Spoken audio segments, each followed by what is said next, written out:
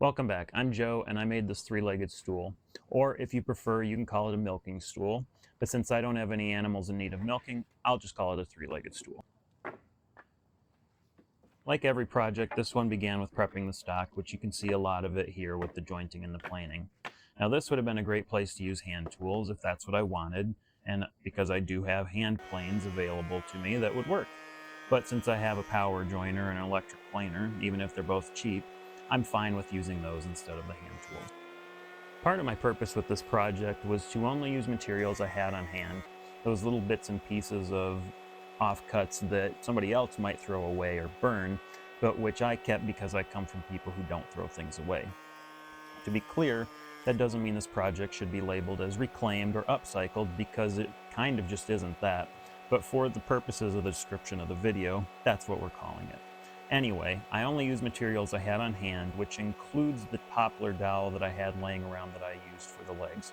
I do not recall why I have a 5/4 poplar dowel just kind of laying around, but the wife was happy enough that I used it to get it out of the corner of the back stairs where it's been standing for a couple of years. But even if this project isn't exactly reclaimed, there is some reclaimed wood in it. The seat is basically made from some pallet stretchers that most of which went into building a plant bench for my wife, with the leftovers leaning against the front of the workshop for a couple of years.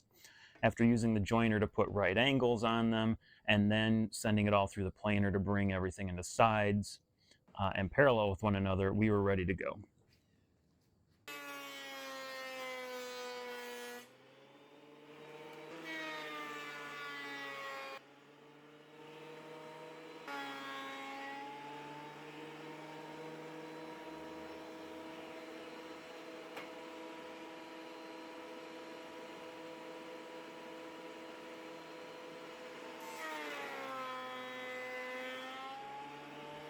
Once the stock was prepped, it's on to the gluing, which is not a hard process to understand.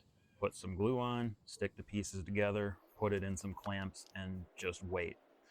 And rather than have you watch the glue drying, I'll mention that my newest book is out. It's called Hambot 2, The Amazing Adventures of Hambot on Planet Earth, which is a semi-sequel to original Flavor Hambot, only this time it's in sort of a different timeline.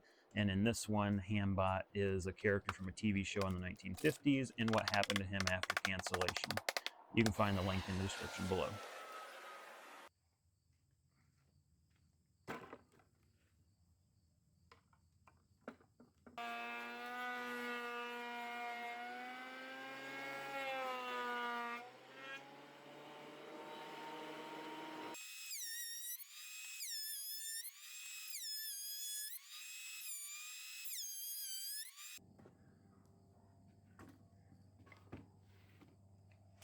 Once the glue was dry on the seat and we planed it all again, I drew a circle on it with a crude compass, which was made from a thin piece of wood with a hole drilled in it on one end where the marker poked through, and a nail was driven through the other end to use as a center. It's not a novel device, and you see woodworkers using them all the time, but I would be lying if I said I wasn't a little bit pleased with how well it all turned out.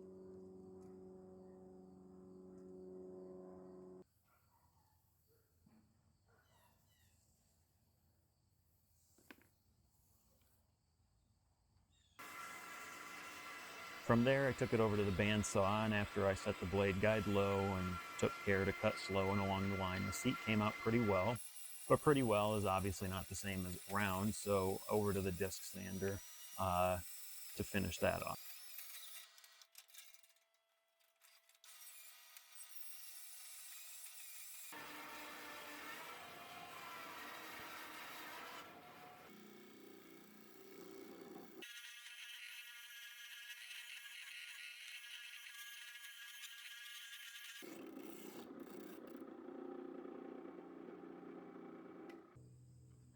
Once the seat was finally round, I went ahead and laid out the location of the legs on it by drawing a straight line through the hole in the center of the blank, which is where I tacked the compass on, and I laid out the three legs off of this line using the protractor.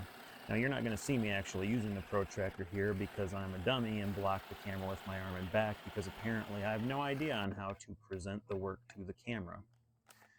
In drilling the mortises in the seat, I used a bevel gauge, which allowed me to get the angle correct, and because I could sight down along the back of the drill in line with the center of the gauge, I could keep the hole straight as well.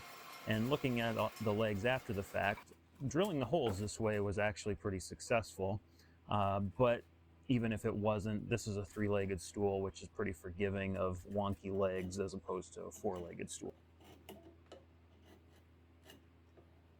After I cut the dowel down to the rough length of the legs, I used a draw knife to bring the ends down to the diameter of the mortises, and then because I didn't make the tenons long enough the first time, I basically had to do it a second time to get them to the right length.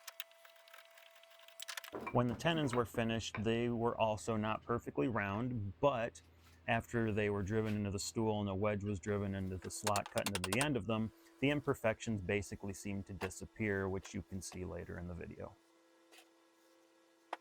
Once the mortises and tenons were complete, we come to the only truly sketchy part of this project, and one I would not recommend trying yourself. So when I was planning this, I wanted the seat to be beefy but not bulky, which means cutting some chamfers along the edges with a much deeper chamfer on the bottom than on the top. Now, if I had a bigger router with a specific router bit, this would be easy to do, but since I don't have that, I turned to the table saw. And the reason I use the table saw is I've seen people turn square stock into cylinders using a table saw, and I've seen square panels cut round with a table saw, and I figured, well, I could cut the chamfer this way. So I set the blade at the desired angle and was going to simply spin the seat through the blade, and in my head, this was going to work perfectly. And honestly, if I made a pretty specific jig for it that would sort of hold the seat in place relative to the blade and would hold it vertical and had a pivot point, I could have probably just spun it through there. But of course I didn't do any of that. Instead, I did it in this sketchy way, which gave me a mediocre result, and which then required aggressive sanding to get the chamfer set and to cover over all but the worst of the gouges in the bottom that the table saw left. I'll just say, it could have turned out better, but I also didn't lose a finger in the process, so it wasn't that bad. With all of the pieces finally finished, more or less, assembly was easy. Cut some slots into the legs, drive them home, drive in some wedges, and try not to get glue everywhere.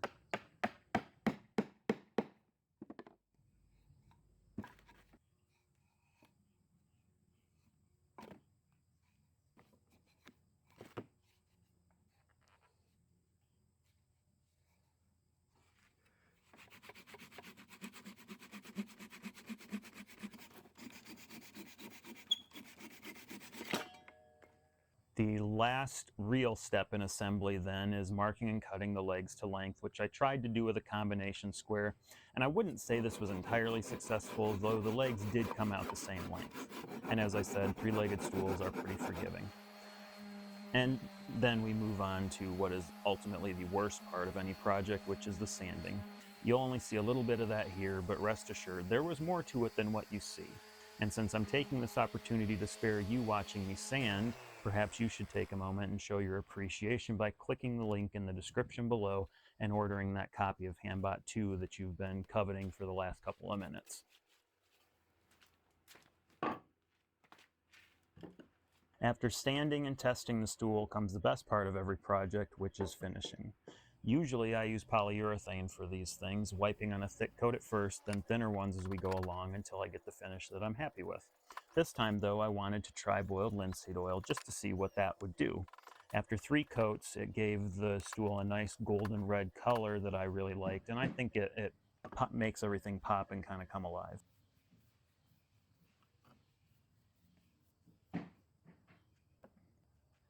And then finally, here's the beauty shot of this thing in action. For the purposes of this video, I put it under a space heater in my wife's office. Anyhow, thanks for watching.